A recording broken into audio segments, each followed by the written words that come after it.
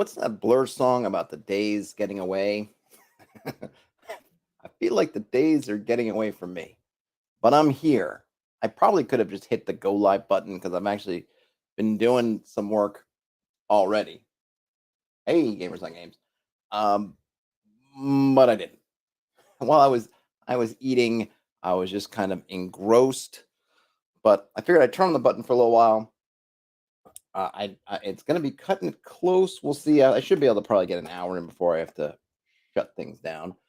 As with kind of with yesterday, if you want to just, I'm going to be working on stuff. I'm going to be running through this. Some folks may recall this because I was working on this as part of the Janelle Jacquet's Memorial Jam, and I didn't quite make the jam. Well, I think I put up the map portion, but the actual adventure portion didn't make it, and it kind of just sat there. And I was going over stuff, looking through some of my notes and things because I was working on that house rules document, and it popped back up, and I thought, oh, I really need to get back to kind of working through this and finishing it. So I started, and I thought, since I've been working on it, why not kind of keep going? Um, this is an interesting dungeon. I have no idea how well it will work in play. Obviously, I'm gonna probably pop this up when it's done, and I'll kind of rely on folks to just try it. Maybe I'll have a chance to run it at some point soon. Maybe I'll run it as a stream. We'll see. I think one thing, this dungeon, I don't know if I'd say it's bigger than I would want. It's a fairly large dungeon. There's quite a lot of room. There's quite a lot going on here. Not tons of complexity on a room to room basis, but obviously there's just a lot of different spaces. I've tried to code them in terms of the names to kind of set off what they're about. So the first part, which W here is kind of welcome area, which is small. Then there's this area called, well, the welcome area, I guess, kind of goes. I probably should color this, might help. Kind of goes like that. This is sort of the public facing part of this temple complex. Then there are this kind of cells area back around here. Then there's kind of living areas, this L back here.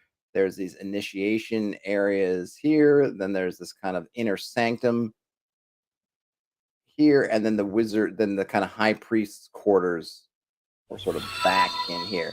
Hey, Roger Benson, thanks for the sub. The concept here is, and I went over this. If you go through to my Janelle Jacquet's, I think I did some streams. You can catch up on kind of the longer story or some of the development of this. But the idea is that this is a cult. Geez, how unusual, a cult in a fantasy role playing game adventure. Haha. Excuse me. Well, in this instance, this cult, I guess, and this is not particularly unusual, is sort of playing it, pretending to be sort of goody goodies, where in fact they're baddie baddies.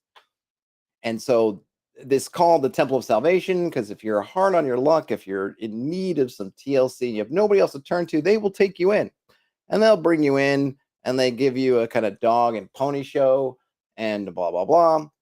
Hey, Ian, but then they'll drop you. There's a trap door in here, and they'll get you on this platform, and they'll do some song and dance, and they drop you through, put you in these cells, and then eventually, for some of them, the ones who seem to be more hale and hearty, will be dragged back to be sacrificed here to this toad demon, who is using the cult to try to get out. As demons do, they're trying to get out of some imprisonment. So that's what the toad demons got going on, and that's kind of what they're doing. So, and they're if you were to come in here as a guest, they would feed you kind of drink and some refreshments, but those will be sort of laced with kind of a sedative, poison type thing. Not fatal. They're not trying to kill you, but they're going to want to make you sort of befuddled and and easy to manage. And then also the incense will have similar sort of things in the air. And then the idea would be that once they drop you through the trap door, you're not in your best mind. You're sort of groggy, and you're kind of easily cowed and maneuvered. That's their plan. The other aspect to this is that the cult has two levels. There's one level that's in these outer spaces. They're not good guys. They don't think the cult's good guys, but they don't have the full story of what's going on back here. It's hidden from them. Hey, Bo, it's hidden from. So the truth. So there are operatives, the cult operatives that you're going to run into in the W and C areas are only initiated to a certain point. And there's kind of an inner circle, an inner part where you get more of the hardcore, if you will. And they're also, the idea was that there's I think this pool over here, there's something where you kind of you get sort of you become sort of frogified, toadified. You start to get some toad demon flavor going on. Both the water and the closet. Exactly. Get some, I think they're gonna have some kind of mutation type effect that's going on. So the ones who are part of the inner sanctum have some kind of maybe some toad demonish aspects to them. While the ones in the front haven't gotten that level, and some of them will eventually get initiated into that level, and some of them will never. They will not be deemed worthy, or they'll be found wanting, and whatever reason they won't make it. And of course, some of the ones who might begin initiation won't get through the initiation, and of course, they'll end up in the cells also. So that's kind of the story. So I guess from a dungeon standpoint, the original idea is as for the party, and it would be interesting as I was thinking it now. I don't know if this occurred to me before. I just never thought about it. Was what if the party came in as subjects? Because my whole idea was this was basically the idea behind this was kind of a heist type dungeon, and that you're not here to try to clean it out, go room to room, whatever. That's not really, not that you couldn't play it that way, I presume, but that's not really in my mind. The way I envision this is that's not the goal. The goal is maybe there's some VIP, something you need to get. You could definitely tie this one into an adventure if the high priest has something or something intersect, whatever, right? Your goal could be you've been warned that the toad demon is close to coming out, so you need to kind of close it up. Or there's some VIP person, the prince, princess, duke, duchess, whatever, who went in there and never came out. And most of the people, the idea is most of the people who are going in here, the ones who are coming for salvation, they are the unwanted. And part of my background concept was that this cult goes out and has cultivated basically not friendships, I want to say, but sort of agreements with whatever neighboring lands, neighboring kingdoms, duchies, whatever, the neighboring settlements. In a sense, the settlements are sending them people who, for lack of a better word, they don't want, right? And imagine in our modern world, it's like if somebody said, "Oh, send your homeless to us. We'll take care of them. We'll get them rehabilitated, or send us your ex-cons or your convicts, and we will get them all done." Right? Send us the people who you have found, or just that need special care, and we'll take care of them. And everyone, I'm sure a lot of these people, I imagine the surrounding neighbors, the neighbors who are there are probably, maybe they don't know that the cult is bad. They may have inklings. It may seem too good to be true. However, at the same time, they also probably are turning a blind eye because they frankly don't care. To them, it's probably like, well, if something happens and they can't be saved, then oh well, we tried our best. We sent them off, right? Kind of out of sight, out of mind. Oh, this homeless person, they're not really worth anything anyway. This person we caught stealing, they're not worth anything. So instead of killing them, we'll kind of send them out there. And if something bad happens to them, well, something bad was probably bound to happen anyway. It probably was their fault. This is a fool's errand. What a wonderful cult this is that is even attempting to do this. What is maybe in our worldview nigh impossible to do this kind of blah blah blah. So they don't care. But of course, there's the potential that someone's going to end up in their net who somebody does care about. And of course, that's where I imagine the party came in. But it would be interesting also if the party was, if you wanted to run this kind of in a one-shot situation, either the party could be, you could have them come all the way through, or they come in and they're down on their luck and whatever, and they see if they can escape, or you could start with them already in the cells and maybe they could escape that way. There's a lot of different angles, but I didn't. The dungeon isn't really the way I've developed it. The way at least I foresee it. It's not one where I feel like this is a door to door. Just go bust down and clear the rooms. Not to say you couldn't do that. Of course, you could. I'm not going to stop you. No one's going to stop you from doing it if that's what you want to do. But that's not how it's laid out. I imagine this is more of, like I said, that kind of heist type thing where you're trying to get in. You have an angle. You're going to pursue a goal. You're going to try to do what you can to get there and kind of a fast, knowing that the clock is working against you, sort of thing. Because the cult, and I have to write some of this stuff up. I'm not there yet because I'm still doing kind of room descriptions, but they're not stupid. They have some checks. The welcome area down here, if we zoom in. So here's where you would come in and you would go walking around like this. Here is this kind of guard cell, and they're watching. They got eyes on here, they got eyes on here. They're going to be guards around here. There's another kind of guard area here where they're sort of watching. You're being watched. They're not, if you were to come in here and just start raising a ruckus in this area, they're going to come out and grab you. They'll probably try to do it in a way where they'll kick you out or capture you if they can do it, because they're not going to want to make a huge fuss, but they're going to do it. And then if once alarms start going off, I talked about that DEF CON system yesterday. I'm going to implement something here similarly where they will take steps to lock things down, try to find you, try to get you, so on and so forth. So this isn't one in which you can come and go. There are different elements. There's the kind of outer, what I call the outer circle, the folks who are sort of in on some of it, but not in on the whole plan. And there's the inner circle.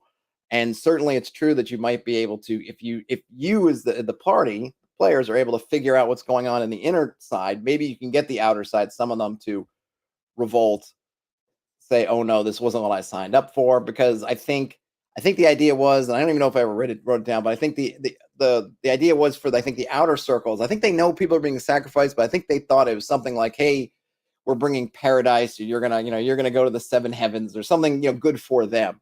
Whereas the inner circle knows what they're really doing is bringing this toad demon forth, which is not really what the outer circle signed up for. So the outer circle folks are not good by any means. They're bad, but they're maybe more of they haven't necessarily drunk the Kool-Aid, so to speak. They're more in it for the profit or what they think they can get out of it. But at the same time, there's not a whole bunch of different factions here. This isn't, oh, we can go into this area and talk to whatever. It's like, no, they're all kind of bad. You may be able to get leverage on somebody to do something, but I want to really engage with, or my idea is I want to really encourage folks to engage with kind of heisty type stuff. Can they get, and I was thinking about this, is there maybe depending on which kind of plot hook gets you in here, I'll probably draw another version of this map that's kind of a hand-drawn map. Hey, Nora, hand-drawn map that has maybe a couple of elements hidden on here, or maybe there'll be some scraps of information, some things like I want, again, depending on how the party comes to it, maybe they can do a little bit of research and find out that, yeah, people aren't coming back. Like, oh, so-and-so's cousin went to the temple. They never came back, but maybe they think like they're off to a better place, something, right? Oh, well, they went to Australia, so they must be in Australia, and they're not coming back from Australia, and it takes forever for letters to get here, if they get here at all. So they must be happy in Australia. And that's what I'm going to believe. I'm going to believe that they kind of one of those things.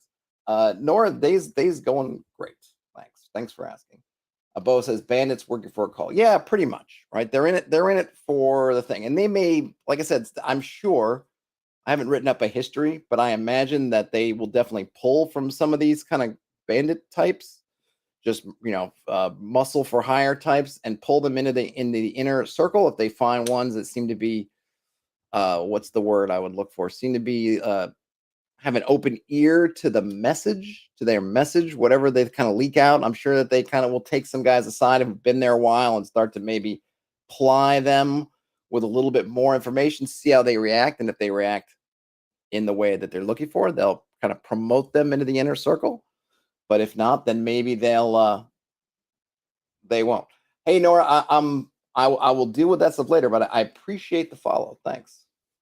So that's kind of that's sort of the cult's doing. So what I imagine I imagine from the party, depending on how they get here, is either somebody's in one of these inner areas they need to kind of rescue and get out. Maybe they got it. And probably for that instance, it would be someone who's maybe, on the verge of being sacrificed. So that would be in these areas back here. Because I'd want to definitely push through at least to get, I don't care if you hit all the areas of the dungeon, but I probably want you to at least have to get some of the areas to kind of get through. But that's kind of the goal. So, I say heist, right? Not necessarily because there's going to be a big plan, though there could be. Like I said, I'll probably try to put some tools at the end of this to help if you want to set up as a heist where the party can research and figure some things out. But I think my original position was that the kind of default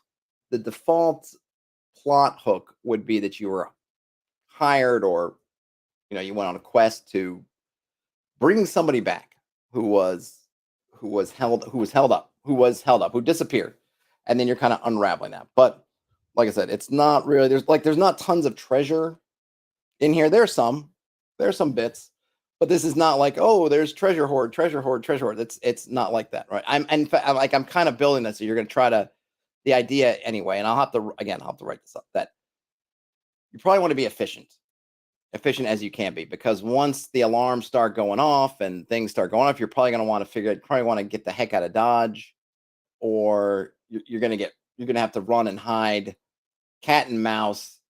I think using things like this would be a great dungeon for grabbing some robes and pretending to be cultists and all kinds of shenanigans like that is kind of the goal.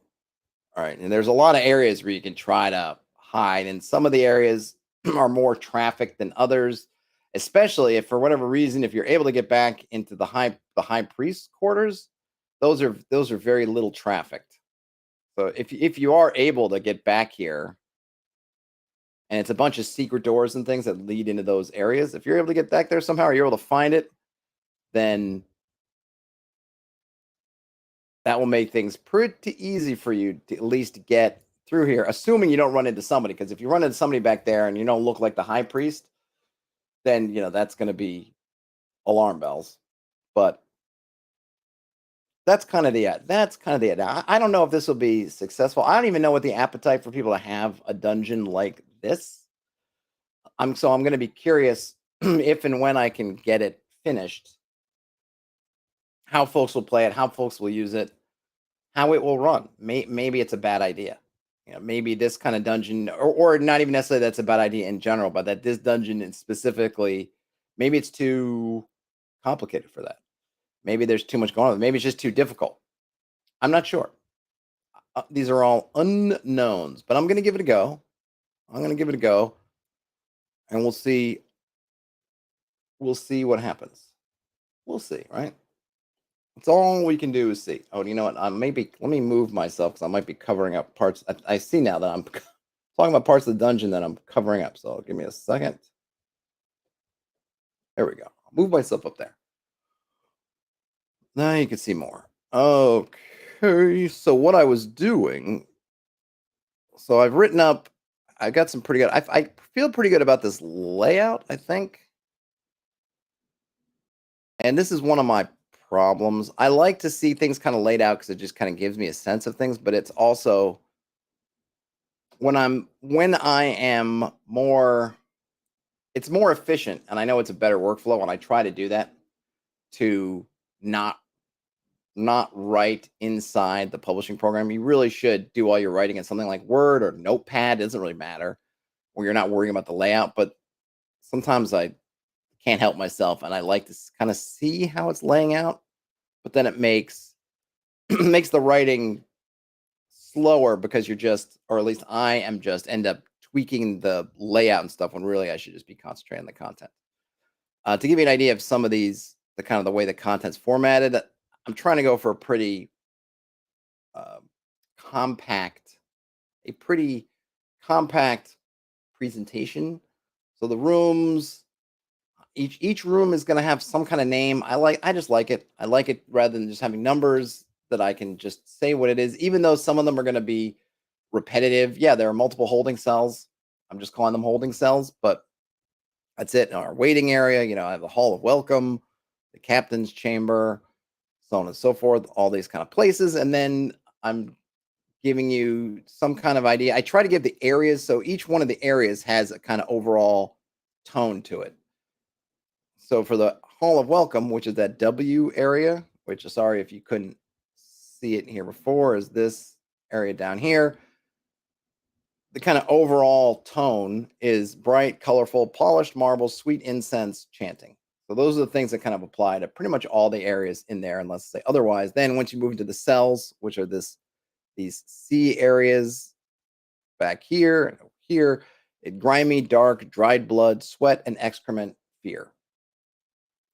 So I'm giving you, each area kind of has its own thing, and each area will, I don't have it there yet, but it will be there kind of its own, how often encounters are taking place, kind of what the cadence of encounters are, because I want to have that in different areas. Another way to set it apart is, well, how busy are they? The halls of welcome are pretty busy. They're constantly pulling people out of there. They're constantly, that what they'll do is these doors are pretty much always open until they decide, the cult says that their doors are always open, right? Oh, our doors are always open. Except until if they're, but that's not going to shut. They're not stuck open. And if bad things happen, i.e., some adventurers get in there and start causing trouble, guess what? They're going to close. They're going to shut the doors.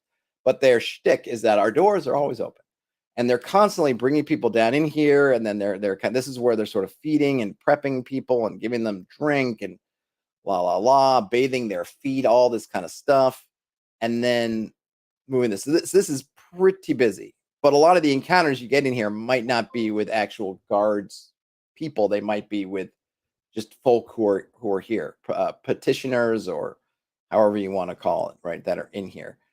The cells, not quite as heavily trafficked, but obviously more likely to run into guard types, because that's pretty much all who's back there is prisoners and guards, and maybe the high priest and some other folks. In the living quarters is going to be fairly well trafficked, but this is where you're going to start to run into kind of more, I think the inner guard. No, I think maybe in these are the, no, sorry, this is like where the guards are off duty and stuff and doing that. So they're still busy, but it's still kind of the outer guard. I think it's once you get to S area, this area is where kind of the inner sanctum folks, I think, are hanging out, if I'm remembering correctly. Hey, Sam. Man-eaters? I don't know if anybody's, well, there are definitely some things that eat people. I mentioned man-eaters? Oh, why is my chair going down? Okay. Because, yeah, there's definitely, because let's see, I and it's funny because I did all these streams, but as I was doing stuff like down here in this pit, which is kind of half hidden down here, there's these kind of frog, toad dog hybrids. Ugh, sorry, I just had to fix my chair. Toad dog hybrid things that they're feeding people to. So if you don't make the cut for sacrifice, you get fed to the toad dog things, which I don't have a name for yet, but I like the idea. Toad dog things. Let's see. Okay, so where are we at here? Okay, so I have this closet here. And I do have a bunch of little closets in areas. I might need to fix the numbering on my original map, because here I have this. I don't know if I meant this to be it's really a room, or because a lot of these I have use the ABCs. And I don't know if I'm totally consistent. Like here, I probably should have made that a D or an E, and I didn't, but I think it'll be all right. Wow, session 8 of your 1 hour lunch games. Hey, Michael Fraker, that's awesome. How was your 1 hour game? And I'm curious, I'd love to hear what is there any particular format do you do? Are you running it West Marches style, where you ended an hour and then wherever you are, you kind of have some roll to see who gets back to base and who 1 hour game is really short. But even in the my weekly game that I play, Daniel's game, we only play for, I think, let's see, if it's, because depending on our schedule, either we start, it's either 2.5 hours or 2 hours.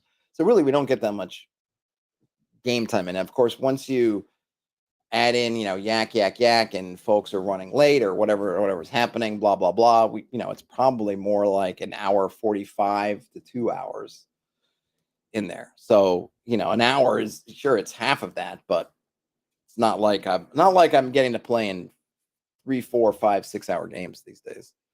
But I'd love to hear whatever procedures and things you're using to make your 1 hour games work, because it's a fantastic idea.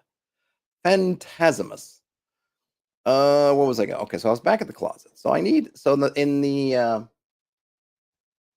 I got closets. I'm just putting a lot of junk in there, but there are robes. So one closet C8's just got a bunch of weapons for people.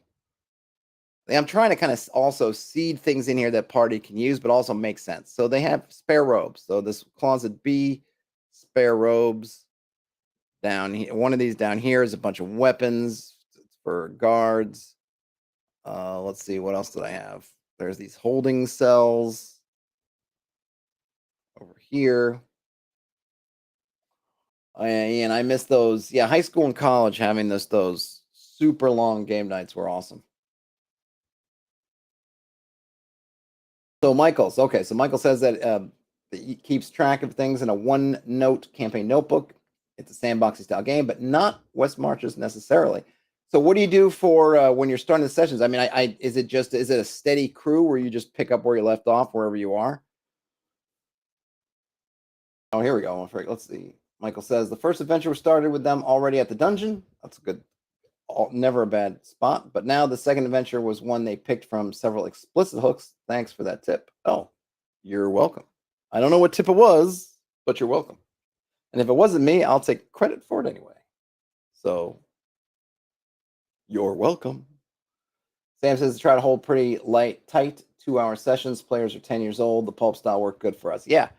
Yeah, I think if you can get 2 hours where everybody, 2 hours start to finish, or what, that's 2 hours start to finish. What I mean is, if you can get as close as possible to 2 hours of actual kind of game time, as opposed to, oh, hey, we're starting at 7, but we're not actually going to start playing until 7:30, and then people are getting this, that, or the other, or are getting distractions, kind of things, right?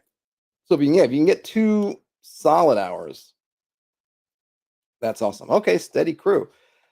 That's cool. Are you making any allowances for the 1 hours? Are you using shorter modules or shorter, kind of smaller dungeons, or are you just letting progress be what progress be, Mr. Fraker? I am curious. And in the meantime, I'm waiting to hear what he says about that. Okay, what can be in this closet? I don't know if we need anything. Oh, you know what? I'll put, yes, here we go. Coils of rope and sets of, let's see, I was gonna say manacles.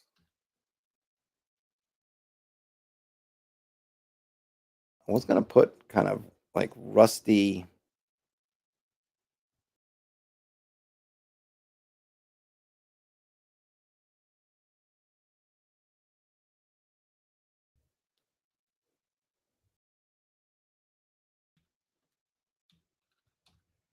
Coils of, trying to put some, so I'm not giving a whole lot of description here, so I'm trying to put some descriptors and adjectives where I can. Okay, so Michael says, using a bit of sped up XP, they gain 1 XP per GP return from the dungeon, and then they can earn an additional 1 XP or GP, 1 XP for GP wasted in drinking philanthropy. Okay, so you're doing the carousing type rules. Cool. What kind of how many players and what are they running? I find that if I was going to run really short sessions, I think I'd want not a lot of people. I just think you just get more done with a smaller crew, I think. As not that I dislike a larger crew, but I feel like if I was going to run a 1 hour session, if I could just get kind of 2 or 3 people, maybe 2 would be the best. That would just be, which is kind of what my home game was for Went on Hiatus, is basically 2 people who were engaged and into it, and we could get past pleasantries and sort of things and kind of get in it. And there wasn't a whole lot of people didn't have to wait very long to do something that you might have. Of course, you're going to have table talk, OOC talk as they're setting things up, but not a ton of it. And with 2 or 3 people, I mean, 2 people obviously you can get a deadlock if neither one of them, if they're both on opposite sides of an idea. I want to go left. I want to go right. I want to go east. I want to go west. Right. But I think that tends to solve itself out faster than you get a whole bunch of people with a whole bunch of different ideas. Wow, 4 PCs, Michael. I am impressed and envious. Sam says helps prioritize the stuff they really want to do as far as prep and always end on a cliffhanger if you can. I tend to go kind of easy on myself. I feel like people do emphasize that stuff too much. It's fine if you can end on a cliffhanger. It is nice, and when I could, I would. But I think you get a lot of stuff where people are like, and I have to end on a cliffhanger, and I don't. You don't have to. I do think that a lot of this, there's always a lot of conversation around pacing and these sorts of things, and I think as a GM, it's really hard to control pacing without without it feeling. I guess I for myself, okay, if I'm a player and I'm really interested in something, of course it's good if I'm wasting my time for someone to say like, "Hey, man, you're wasting your time," right? That I want to keep going to the desert, and someone say, there's just more desert. Someone say, "Look, usually I'm not one of the people. I'm usually not one of the saying like, well, your character knows, and you don't know, but your character knows," kind of thing. But it's someone like, it's desert, right? But I also think that if I'm really engaged in something, I don't want the GM to just cut me off because like got to move on to the next thing. It's like, no, I'm interested here. If the party's interested in whatever it is going on, then I as a GM, I'm happy with that. Be interested there. And in fact, often for me, since I'm usually behind and kind of catching up on prep or figuring out what they're doing, then them deciding to linger in a spot is fine, because then it just gives me a little bit more mind space to work on whatever might be outside. I'm outside of that, and that's kind of how I feel with the cliffhanger. Yeah, it's fine if we got a couple minutes left, and because I'll often be like, in my home game, I'd be like, well, we got maybe 5 or 6 minutes left, but this is a really good spot, right? Or I could either we're about to go into a new area, and I could sort of set it up and leave that kind of moment of, and then fade to black, and oh, that's great. But I'm not going to bend over backwards to do that. And I think the same thing for pacing. Yeah, sure. To the extent that me as a GM can be not a time waster, and me as a GM can maybe encourage the players not to be time wasters. Things like, hey, do your shopping offline. Get the small stuff done. Okay, we're in town when we ended session 1. So session 2, let's not start with shopping. How about email me your shopping, and if there's something you must know about, or you want to role play that for one reason, maybe we can do an email or Discord chat or something, and let's get there. Let me not spend a whole bunch of time on something that's not important, that kind of thing. But I also don't feel like, yeah, you gotta the pacing. It's like the pacing is going to be what, to me, is what the players are doing, and I think the players don't be time wasters, right? I guess maybe I say like, what, the pacing's kind of on everybody. Don't be a time waster. If something is, don't dither around. Oh, my chair again. Don't dither around if you know that it's not really important. That kind of thing. I guess that's how I feel. I think ultimately a lot of times when we bring in these when we bring in these concepts from screenwriting and film and books and those kinds of media, and we sort of jam them in, I don't think they're a great fit. And I think that they end up sending us astray in ways that may not be totally apparent. And I just don't think there's no reason for it, because those books are not, those forms of media are not interactive or kind of communal as role-playing games are. This map is, I believe I used a random generator to kind of generate a sort of a rough draft of this map, and then I drew it myself. So this is me drawn from getting from inspiration for something that was kind of randomly put together, and then I cleaned it up, took out the stuff I didn't like, kind of found the core that I wanted, and sort of, and then I drew it. So yeah, this is me. And then the letters and numbers obviously are not hand drawn. But that's that. Sam asked, do y'all hire hirelings during or in between? A bit of both. It kind of depends, right? So if it's the middle of a session and they want to get some hirelings, then we'll do hirelings. And I have a hireling generator. I haven't shown my hireling generator in a while. I don't know why it's hold on a minute. Where is it? I need to, there's something I need to update it because it's got a really old video attached to it, and I need to fix that. But I have this hireling generator. It is definitely funky, but I'll use this. So it's just hirelings.hex.press. And then when you click on that, you get some things about them. So you basically get a bunch of hirelings,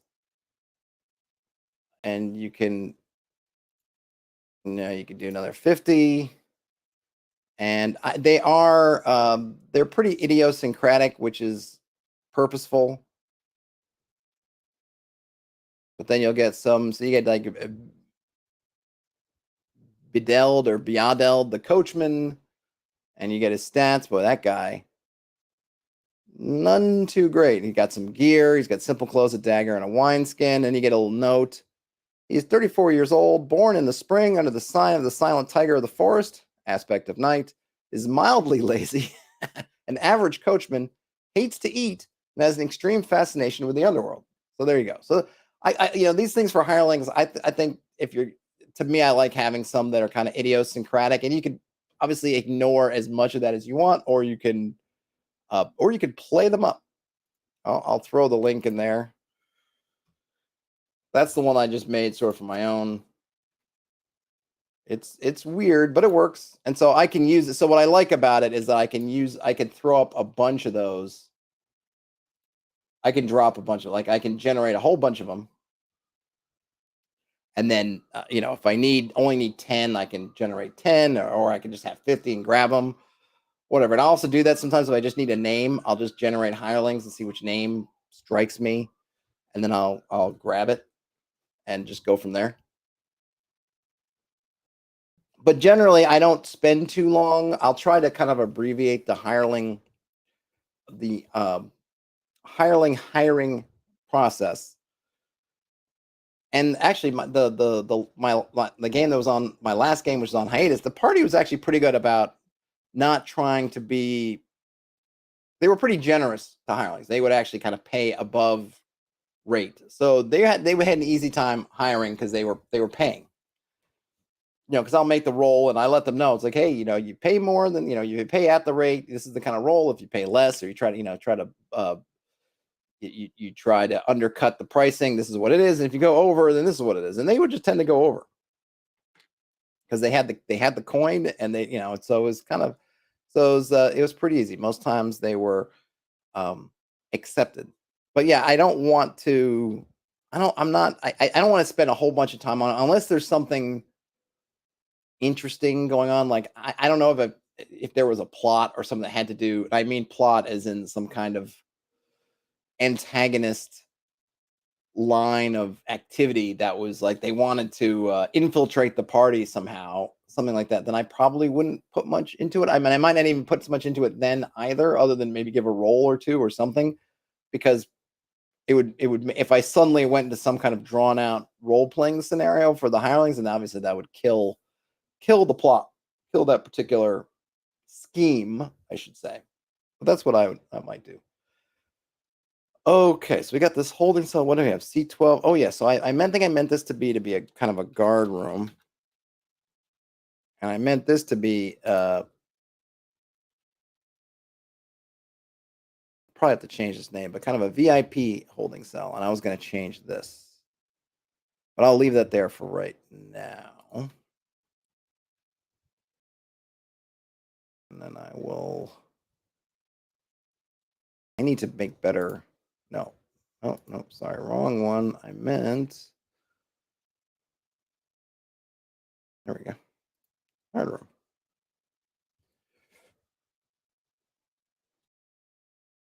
And we'll say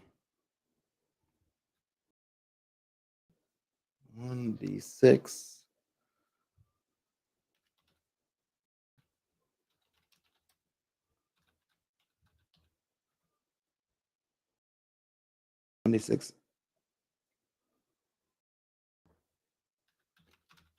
Launching the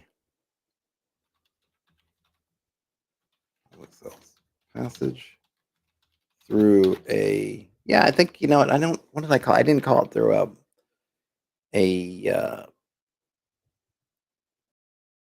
I maybe, you know, I could have maybe drawn that as a gate. I'll probably just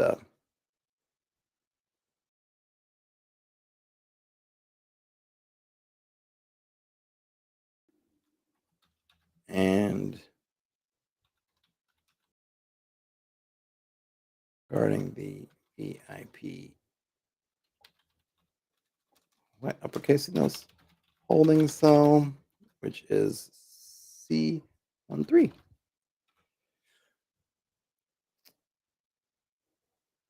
then what is that? I think I was just using italics for that.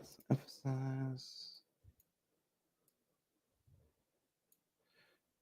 Emphasis. And then I think I was doing that. Was that as a label? Okay, there we go. There's a room down. We got a room down. Yeah. And I will definitely have to go through, and I'll have to go through them and clean them up. And I know there's going to be some stuff where I'm going to have to,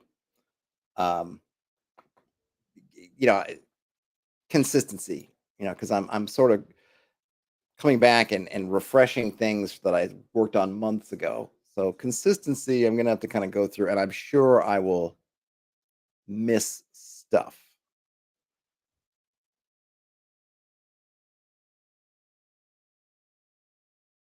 Okay. Right. Maybe VIP holding cell. So this one I'll have to just make a note. I don't want to get caught up in there because I don't have a person in mind to be in there yet. But there's definitely someone's gonna be in there. All right, and is that the last one of the holding? Is that the last of the cells rooms? So we had, so the idea here, if we're gonna look at it, is you see one, that's this area here. Observation room. We got guard barracks kind of here. We've got C2, yep, that's the guard barracks. A, the gate down to the dungeon. Holding cell, holding cell. What else is going on? C5 is the storage area. C6 is the captain's chamber. Yeah, there's the captain. C7 is the captain's passage. Yep, C8 is the closet. C9 is the staging hallway. That's up there. Oh, yeah, C10, the holding cell passage. I haven't done that one yet. Some of these, because I am also doing hallways. I think hallways get overlooked. I'm kind of treating everything like a room, I guess, is one of the other things. If you've noticed it, I know, you know, I actually, it didn't really occur to me as a thing until now, but everything is a room. These hallways, I'm giving something to. So I guess that does bloat the number of rooms, but I think hallways are not just these, I don't know, they're just not connecting nothings, you know? So I want to say something about them. It also gives me an opportunity if I want in a particular room to say roll for an encounter. You know, hey, when you enter this room, you're gonna roll. Hey, what's going on? Good morning to you, Drew. I don't want them to just be, I don't know, almost quantum spaces. So I've been writing something about them, saying, hey, what's connecting here? Where does this go? And like I said, I'll have to go back through, but I have ideas in mind for in certain spaces. Maybe you roll for an encounter right away. Roll for a wandering thing, because there might be things in there. But maybe that's the only time, you roll. Something like that. I don't have it totally down yet, but that was kind of the concept there. But I just thinking about it now, I was like, oh yeah, everything in here is pretty much part of is a room in the kind of sense. There's no, I don't think there's any passages that are just, now some things might be more than one, like this Q3 is this whole area here, but it is a thing. Yeah. Just a note. And I don't know if it's good or bad. It's kind of what it felt right for me, but who's to say? All right, so this holding cell passage.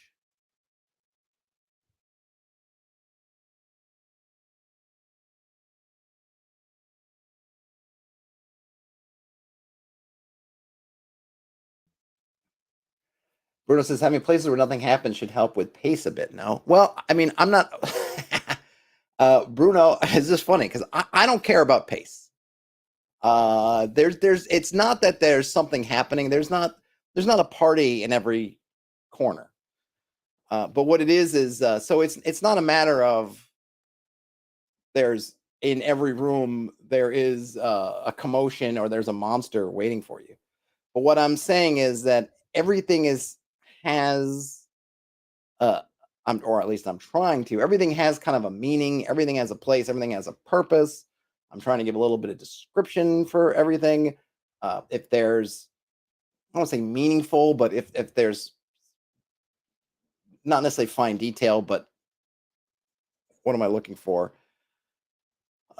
Scenery, or not scenery. That's not the right word. Props, things in it. I might make a note of it. So you end up with stuff like, well, let me do, where's the other one? So this area here, so C9. All right, so C9 is this spot here. That's that there, okay? So we come over to C9, and we get the staging hallway. So the staging hallway connects the dungeon, which is here, via the gate, which is there, southwest to the holding cells passage, that's there, and northeast through the prisoner initiation passage, which is here, to the hall of initiation. And then I have a note about the dungeon gate, again down there, that's barred with a heavy plank of wood. The closet, this closet here, it's got robes hanging on pegs. And then we talk about the initiation passage. This area here leads past a statue and through an antechamber into the hall of initiation, which is here. The statue of Bufo and Anaxarus, which is the toad demon, in a mostly humanoid form, squats on top of the folded body of a man. It glistens and is moist to the touch. Anyone of lawful alignment who makes contact with the statue must save versus death or suffer 1 hit point of damage. The antechamber, painted floor to ceiling, this little room here, antechamber, painted floor to ceiling, and a bright, surreal mural of a swamp. Close inspection of the work will reveal details that are distinctly strange and otherworldly. And then we have the closet, which I just filled. It has coils of rough-hewn rope and sets of rusty, jagged manacles. So this isn't, and the regular wandering or whatever for this area, there'd be some kind of wandering creature check. This is not particularly trafficked all that much, except on when they've got enough prisoners and things that they're going to do the rest of the ceremony, then this will become very active. But other than that, it'll be mostly active. So it's not about it being like, oh my gosh, there's things going on, but it's not nothing, either. And I hope that context will help kind of bring it to life for people. What I'm saying is I could have left this all alone. I could have just had like nothing here. I could have left no description and then just had some bits. And then you could, as a GM, could fill in it. But I didn't go that particular route, which I just didn't recognize that I didn't go that route until actually just now. as I was looking over. I'm like, yeah, I all the spaces I've filled out. But I'm not a big fan of the pacing, because what is one, GMs will pace it however they want to. I mean, I think that's the bottom line, right?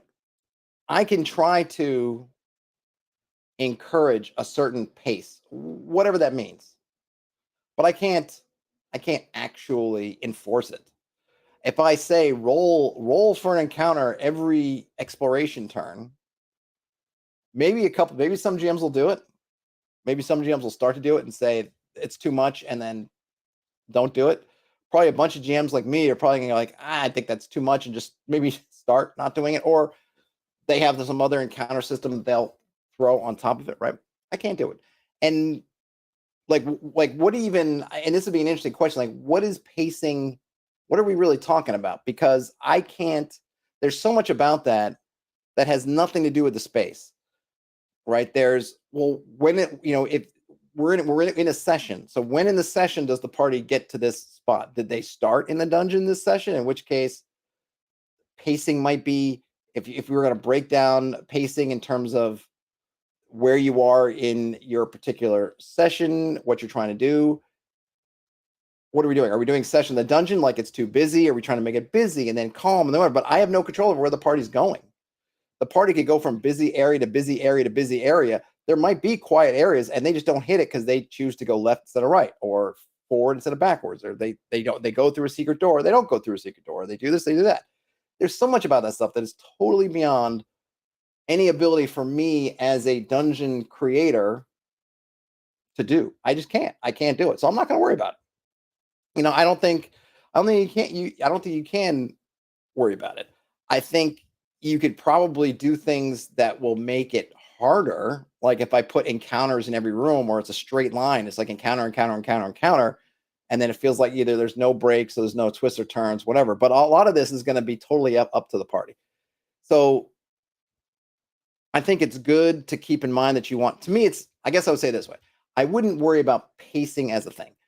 What I would worry instead is kind of balance. And I don't mean balance in easy, medium, hard. What I mean is the kind of balance of a space, a balance of an area. I can go to Midtown, Manhattan. I'm in Brooklyn, but I'm in New York City. I can go to Midtown and go to Times Square and it's crazy busy, but you can go and find a place a couple blocks away and it's quiet.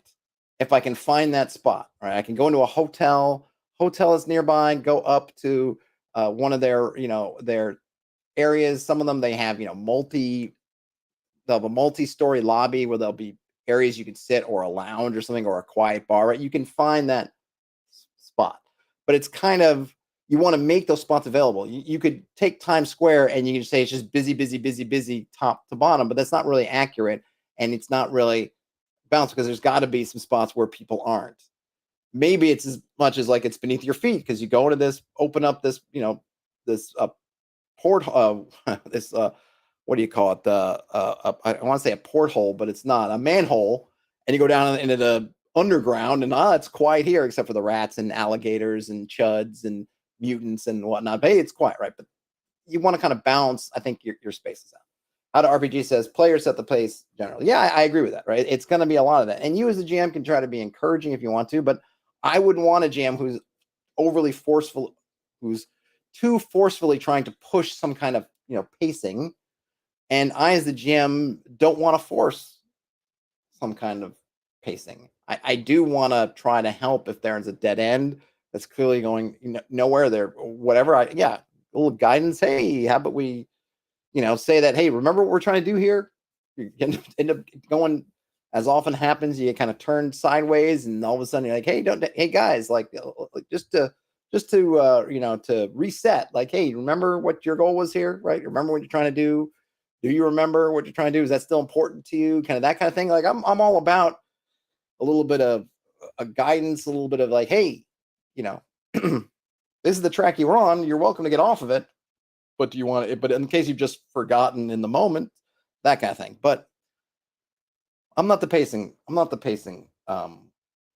police. And certainly when you're doing something like creating a dungeon for other people to play, you even have less, pretty much no control. Like I said, you can do things so that if people run it by the book, you could probably hurt their pacing, but you probably can't do a bunch to ensure some kind of pace because the players and the GMs are going to be it's going to go through all of their whatever, right?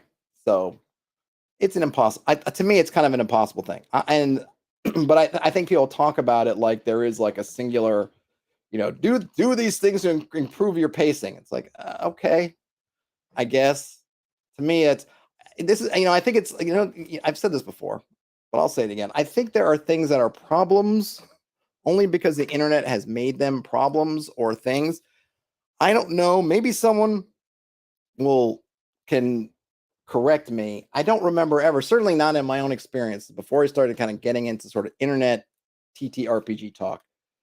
I never walked out of a game or talked to my friends after a game or listened to people talking in a game store or just chatting up random folks at the game store or to anywhere and talked about and said, man, yesterday's game, the pacing was off. Like it just wasn't even something that came it wasn't in the lexicon. Never heard anybody just out in the blue in the wild say, "Oh, that session, man, the pacing was terrible."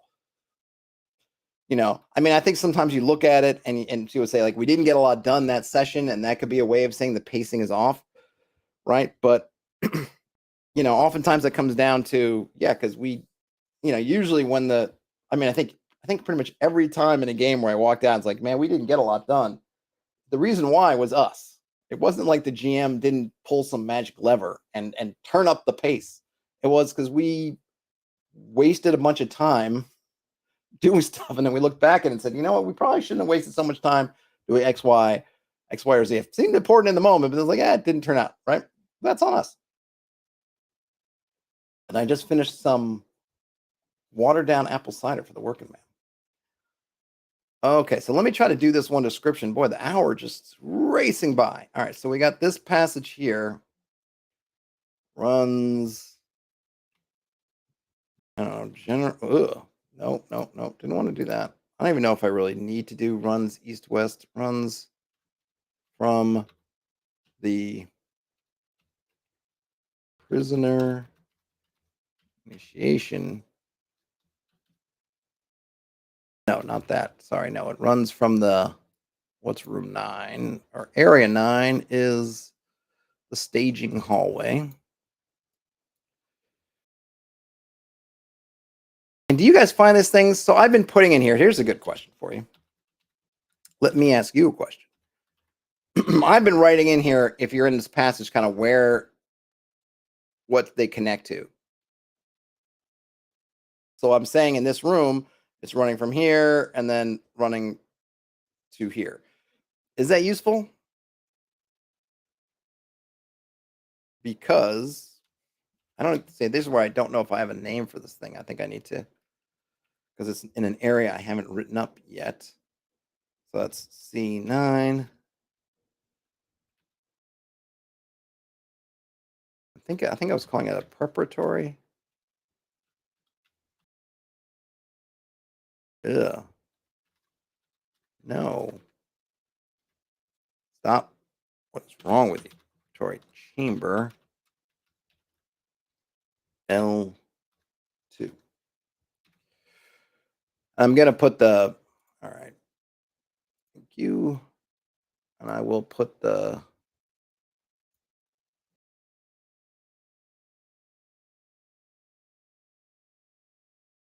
no, oops, it's not. What did I do there? Oh my gosh, I hit what the heck? No. For real, I hit something I didn't mean to hit. Now it's turned everything. Oh, you know what? I did that. Oh. All right. No. What the heck did I do?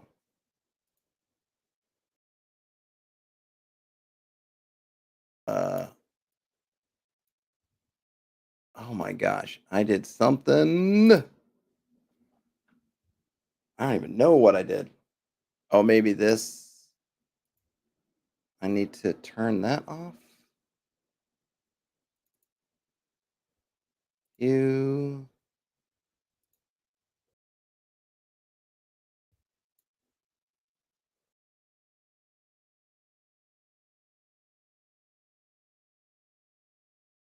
I don't know what I did. Well, I have to figure it out.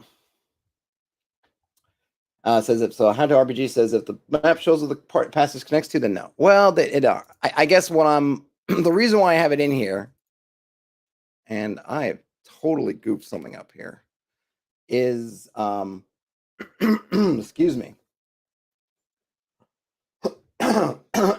is I'm assuming that you might at some point be looking at this but not looking at the map. I guess I guess is the idea.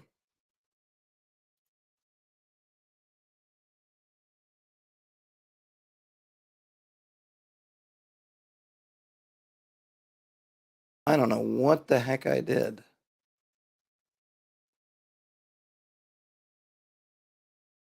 I know. Where's the paragraph?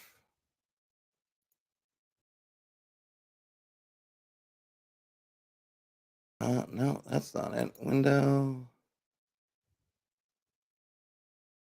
Where did I put it? Oh, there you are. Let me see. What did I do here? I did something. Spacing. Tab stops. Justification. Maybe it's under a character. Window, text. Oh, no, window.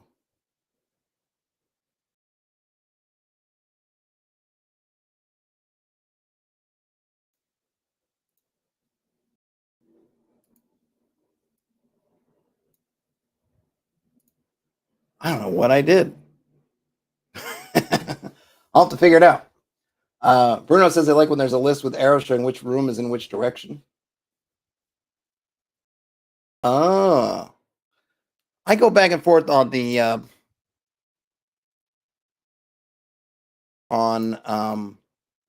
what's the word I'm looking for? On the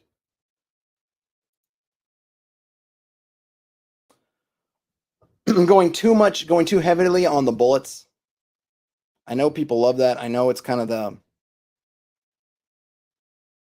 the what's the word I'm looking for? The kind of old school essentials, yeah, and Dolman Wood kind of style, but I feel like I can get a bit too much. How RPGs patches only enable something important is in them or it has an encounter. I disagree with that. I disagree with you there. Because I think that even if it just has a label, it adds context to the question of, well, what exactly is this thing? Because I think often we just look at a passage like it's just a passage, but what purpose does it serve? Who is it for? Who's using it? How much? Those are things that you can answer just in a label. If I call this one hallway the servant's passage, that tells you a lot as a GM. Even if I don't tell you anything else, it tells you a lot about who might be there, what kind of stuff might be in it, what condition it's in. If this is in a castle that has a lot of grandeur in it, but you're in the servants' hall, well, you might expect it not to be as grand as the rest of the castle. Whereas if I call it the King's Passage, the King's Way, then that tells you something else about it. And they're both hallways, and they both might not look any different. They both might be just as wide. Their physical dimensions are the same. So I really disagree with you there. I don't think you necessarily need to have a ton of stuff in there, but I think that too often we don't give anything to those passageways, and so they end up becoming very just kind of samey or nondescript because as GMs we just don't know what to do with them. So I would disagree with you on that. But I don't know what the heck I did.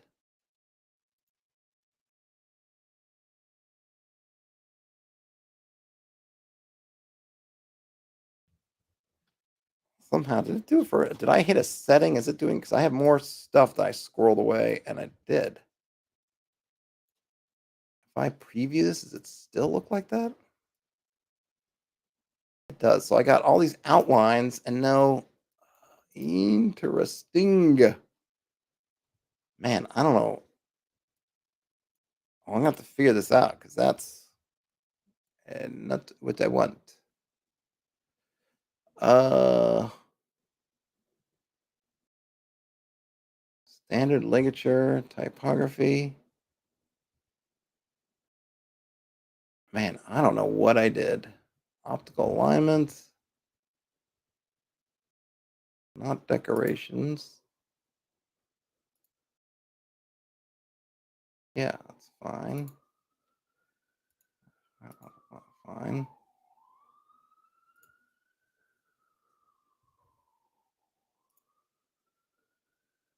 All right, so if I just clear this,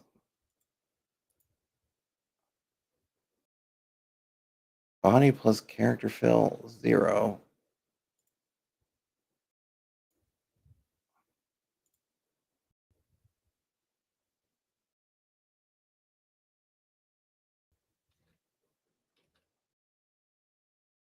I did something, and I don't know what I did. Yes. Yes. I hit some kind of something. Sure. What was that? Oh, yeah. No. Let me see if I'm going to kill that, and I'm not going to save it, and I'm going to reopen it. I'm pretty sure. Okay. I'm sure I lost some stuff, but man, I don't know what I did.